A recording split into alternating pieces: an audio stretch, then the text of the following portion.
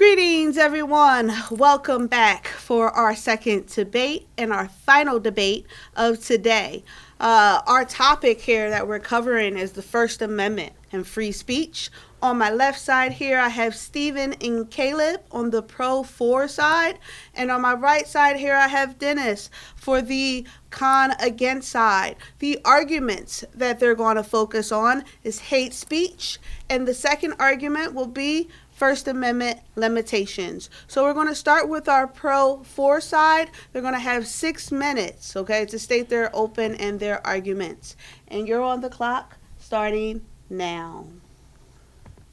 Any confusion about the prospect of free speech can be cleared up by the words our founding fathers inscribed back in 1791. As the First Amendment reads, Congress shall make no law respecting an establishment of religion, or prohibiting the free exercise thereof, or abridging the freedom of speech or of the press, or the right of the people peaceably to assemble and to petition the government for a redress of grievances. It is clearly stated in American law that under no circumstances the government shall make any attempts to censor their own citizens from speaking opinions. And while this may have been worked back in the 18th century, the boom of the internet in the 21st has created a power vacuum. In a fearful twist of events, what if the government was no longer the most powerful entity controlling the American people?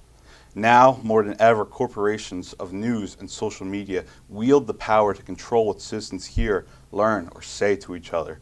They are restricting speech online by hiding behind claims of hate speech. Even our own Supreme Court has offered limitations on how far free speech can go.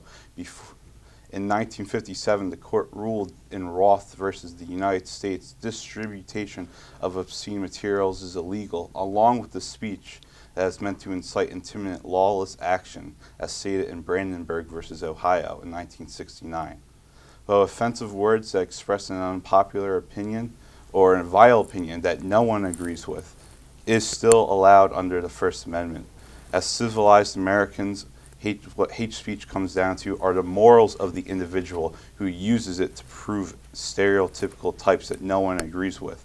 And our feelings on how these people accept their morals is not a good factual basis to change the First Amendment on.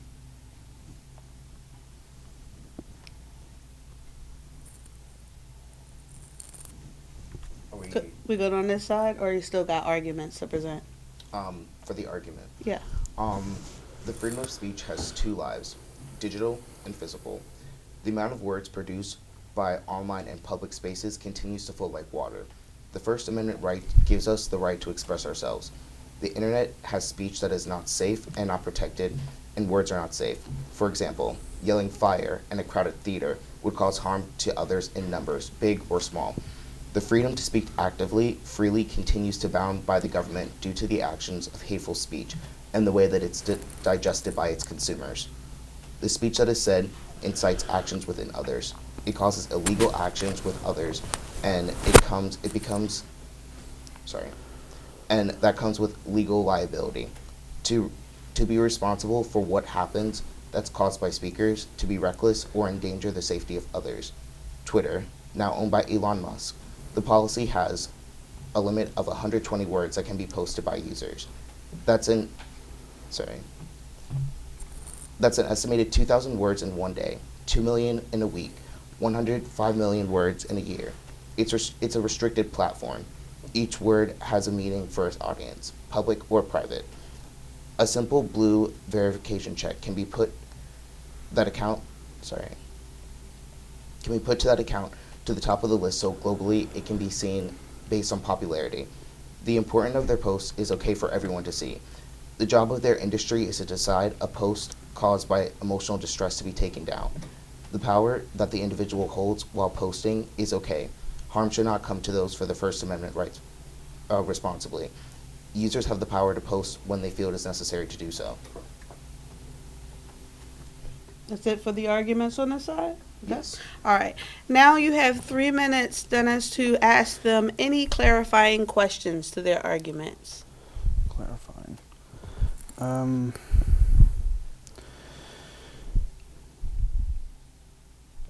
You can take your time.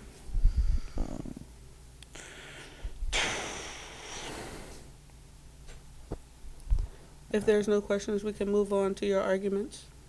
Yeah. I guess so. Okay. All right. So let's go ahead. We're going to move on to your open and your arguments, Dennis. And you got 6 minutes on the clock starting now. Okay. The First Amendment is the foundation of free speech in America. Our founding fathers lived in a completely different time that would be alien to our own. Many of the problems we face today were unheard of in those times. The amendment was worded simply as the right to free speech, assembly, religion, the press, and the petitioning of the government. At their time, these laws were infringed upon by foreign powers such as the British Empire. Nowadays, our country has become far more diverse than those times and a beacon for those immigrating to start over. A continuous issue today is how the people themselves treat each other and the words that are used. The First Amendment is light on these issues and on some occasions had loopholes that created more issues on top of it. The First Amendment doesn't do enough to regulate harmful speech. Words that are used that degrade an individual based on color, nationality, religion, disability, etc. is known as hate speech. This causes a wide range of effects to the target and those around them. This concept, back in the Revolutionary War era, was not considered. Unfortunately, these harmful messages and rhetoric was incredibly common as many of the founding fathers were slave owners. This era didn't recognize the impact that the harmful speech has on individuals, and they didn't know about the damage.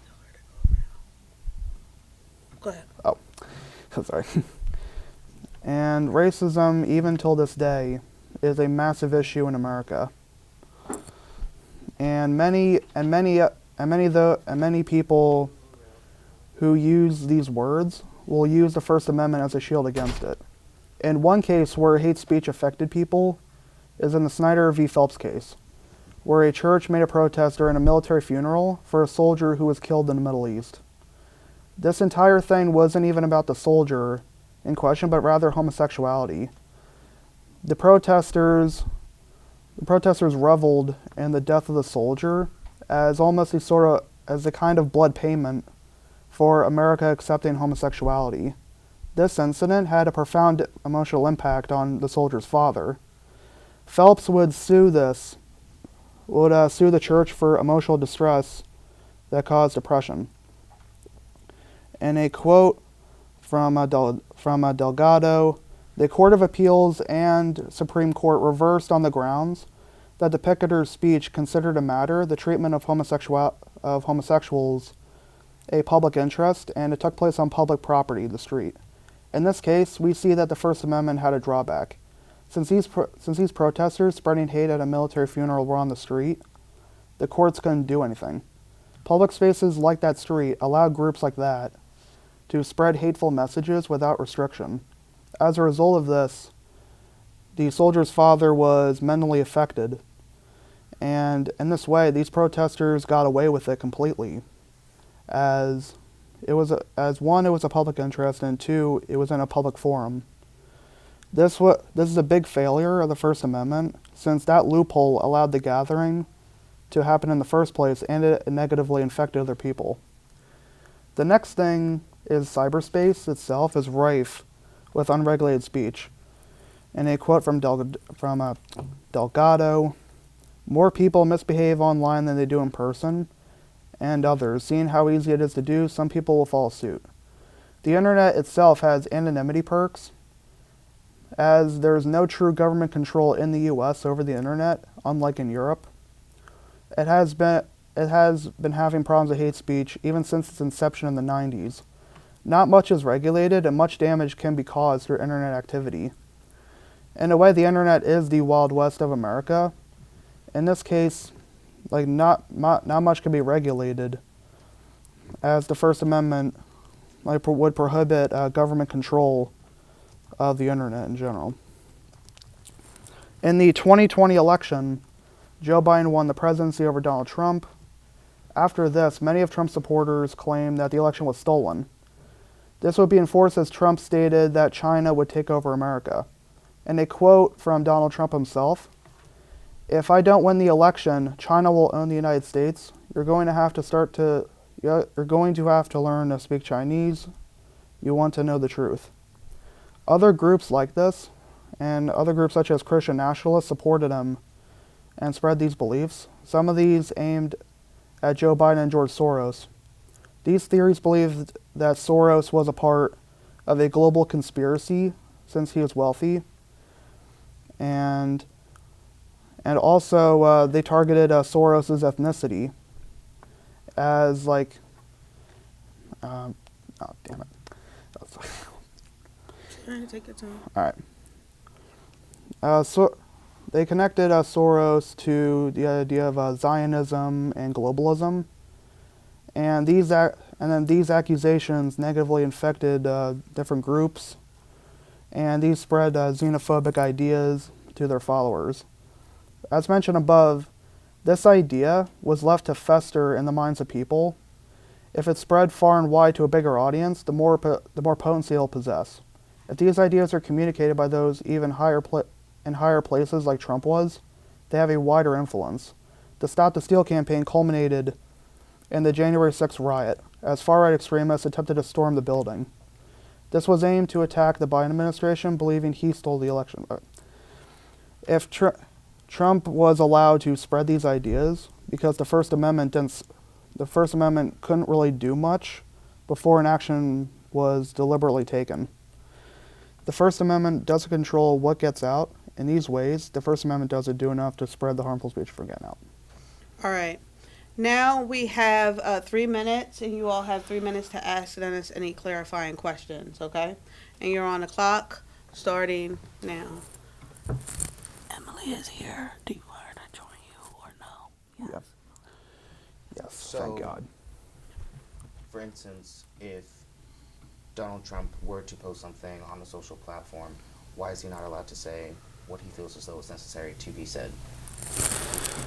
Well, it's more the idea that Trump spreading his messages in general would affect people, even if it's not specifically bad.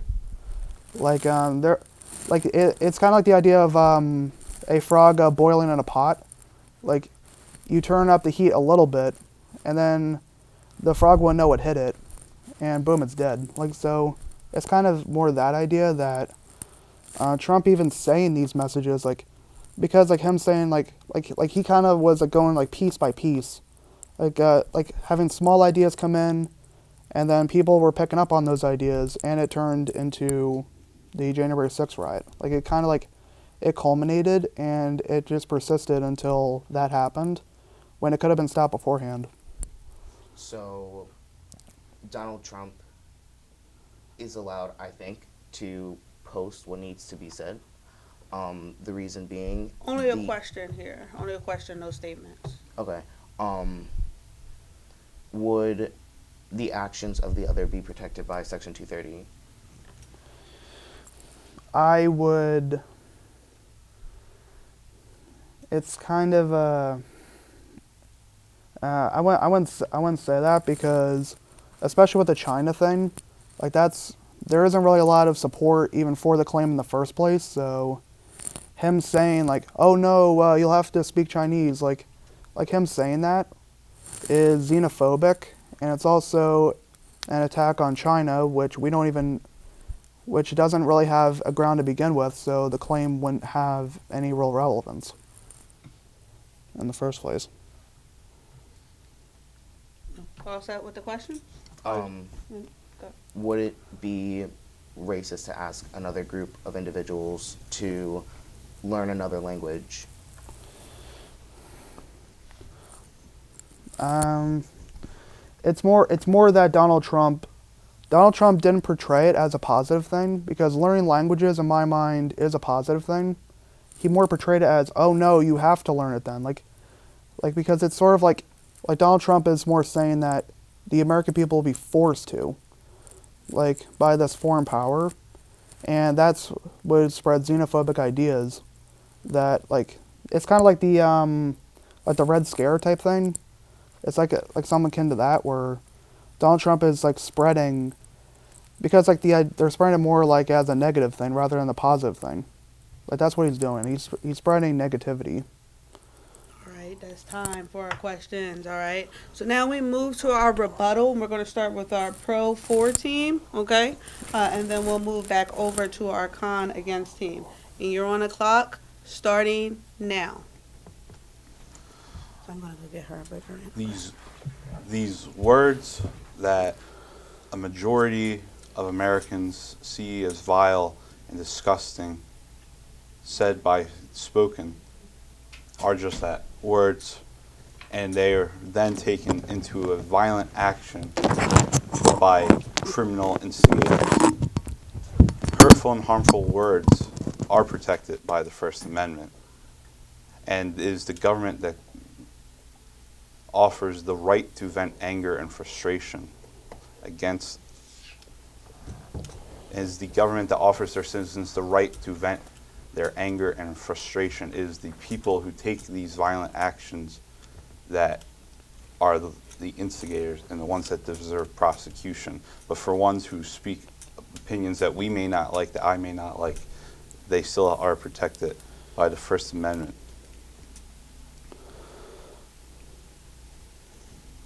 It is in the same vein as a parental control lock. It's when you put on parental control lock, they're blocking out disgusting and vile words. Okay. Good with the rebuttal? Yeah. All right. Now we move on to the con side for their rebuttal. Go ahead. So, violence is not protected by the First Amendment, and the First Amendment can't be used as justification for disorderly behavior, such as what happened, as an example, at the Capitol riot. But the First Amendment gives incisive and coercive political discourse and plenty of room to breathe. And it does not defend speech that calls for engaging in illegal conduct. But it does protect people who make grave threats or harm or death to others, unless it's calling for criminal activity. And I don't think it should be considered taking away people's freedoms by putting on limitations on the First Amendment if it means protecting the safety of others and minorities, because hate speech is still protected with the First Amendment. Anything else for the rebuttal? Good. All right. I think so. Now we have our final 3 minutes, okay, for our closing statements, and each team will defend on why they felt their argument was the best and the strongest. We're going to start with our pro side, and you're on the clock starting now. While hate speech is protected by the First Amendment, social media platforms know that hate speech can incite others to act illegally or encourage harm to others when in legal liability if they're at fault or act to try to remedy or resolve the issue. I would argue that these instances on social media platforms share responsibility for the fallout with the original posters. However, should the social media platform make responsible attempts to mitigate to contain the fallout, they've met their legal obligation and have absolved of legal liability. All right. Now we go to our con side. Against 3 minutes. Final close. The freedom of expression is protected by the First Amendment, and many Americans, college students, journalists, and legal experts agree that hate speech shouldn't be exempt from this provision. So hate speech shouldn't be protected by the First Amendment. And they contended that hate speech violates targets constitutional rights by disparaging, threatening, or silencing them because of traits covered by anti-discrimination statutes, such as like ethnicity, religion, gender, or disability. After all, the United States Supreme Court has established First Amendment exceptions for specific categories of especially hurtful or dangerous speech, but unless the speech comes from one of the other categories of unprotected expression, the court hasn't established an exemption for it. So I think there just needs to be more of a law on not protecting hate speech because of especially what we've seen in the media lately with people such as Kanye West and Elon Musk. They're protected under the First Amendment, but they've caused so much hate and violence. And for an example, Elon Musk, when he was first appointed as CEO, researchers monitored 4,770 incidents of hate speech, and that's the highest since Twitter was created, and the highest of incidents of hate speech pre-Musk was 84 incidents an hour, but he's still protected under that. And another example, such as Kanye West saying that he idolizes Hitler and that he likes the Nazis, and also posting things such as a swastika, he's still protected under the First Amendment. And again, more regulations should be put in place to protect people from that minority groups. All right, let's give it both for a team. Give it up, give it up, give it up. Boop, boop, boop, boop, boop, boop, boop, boop. All right, now we'll have 15 minutes for our audience members to ask any clarifying questions. Come on up to the mic, Ryan.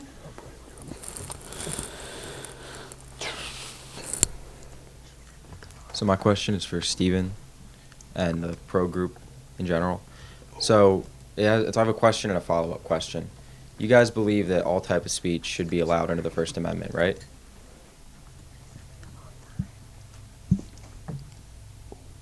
We believe that the freedom of speech extends to up to the point, as in decided in Brandenburg versus Ohio, that incites it. But unless if it's not targeting a specific group, and it may be words that you may not like and maybe words I don't like, but if it's not targeting a specific group and not trying to start a criminal activity, then that speech is protected under the First Amendment. Do you guys think that the word hate speech has any merit then?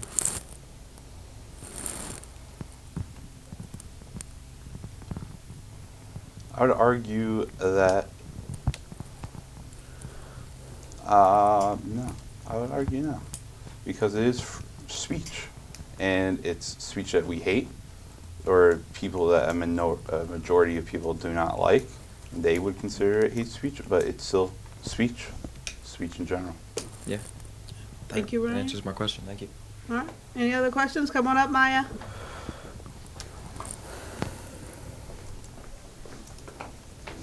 So my question is for this side. Your example in the beginning was shouting fire in a building, but as Dennis said, with Donald Trump speaking about or contributing to January 6th, how are those two things different? If shouting fire in a building is seen as wrong, and it's just seen as wrong, how is Donald Trump starting January 6th not seen as wrong?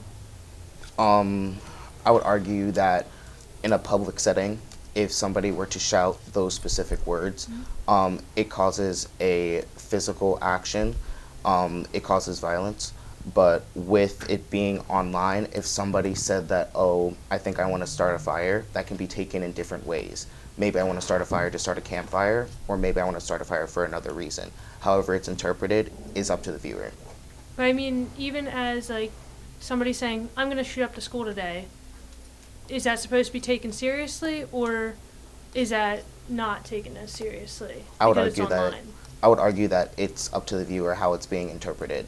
When it gets into a point of violence, for instance, a school shooting, then the person, or if anything, like a medical team, would have to figure that out if it is something that is going to be set to happen. Thank you, Maya. Any other questions? Come on up, Ian.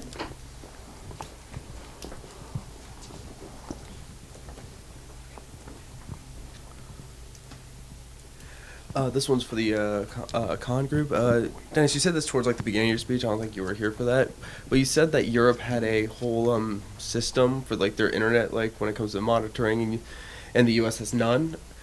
I have two questions, kind of. One, do you think if the U.S. were to ever take it, like, do you think the U.S. would take it, and do you think it would work as well?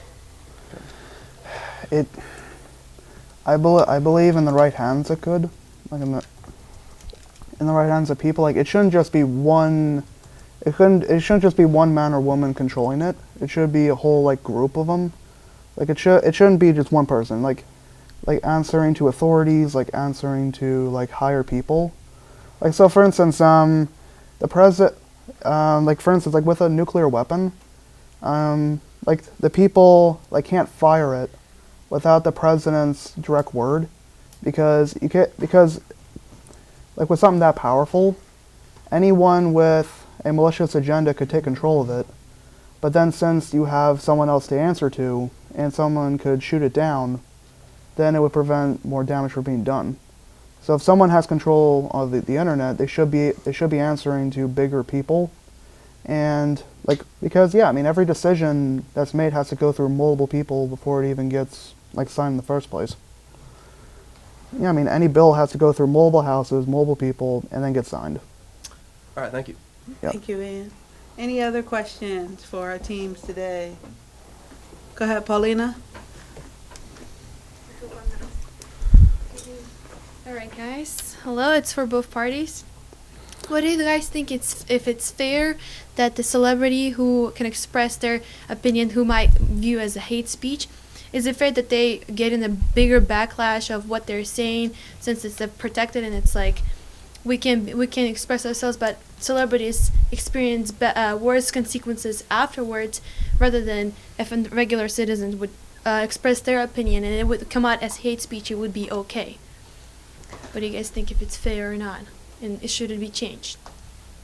I think I'd argue that celebrities do get bad backlash, but I think there's been so many instances over the years with social media being so present right now of just average people being caught for saying hate speech. Like for an example, there was a girl at Kentucky. She was not famous. She was just an average student, and she was recorded saying multiple racial slurs to a black student, and she got a lot of backlash for it. She was actually arrested for it, not because of the hate speech, but she got a lot of backlash for that.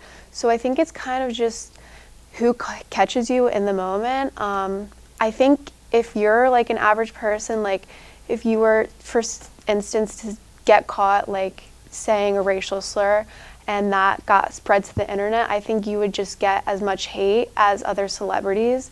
But of course, celebrities do get more backlash, and I think it's fair. I think, you know, if you're in the spotlight, you know what your job is, you know. Yeah. Thank you. Do you want to respond to that question? Yes. Okay, go ahead. I would argue that there are certain levels of popularity. For instance, lyrics. If lyrics were to be censored, then that is a censor of free speech. They are able to say what they need to say. For instance, Kanye West continues to put out music that has expletives within that music, and they are allowed to do so. So that would be my argument, that when somebody puts out a slur, it would be technically censoring either their work or putting on their post. Thank you, guys. Thank you. And for my folks on camera, you could just ask your question where you are, if you want to ask the question. No worries. I could have told you that before. Any other questions? Okay. All right, let's give it up for both teams one more time. That concludes our debates for this semester, our ethical debates for MSP 200. I want to thank all of our students that came out to be a part of the audience and participated, in all the teams that debated this semester. Special thanks to Sean Siller over in Tech Services for all the technical support. Also, Professor Jerry Cullum for helping us out here as well. And again, all of our students that participated in the technical process. A wonderful debates. Great job, everybody. Take care.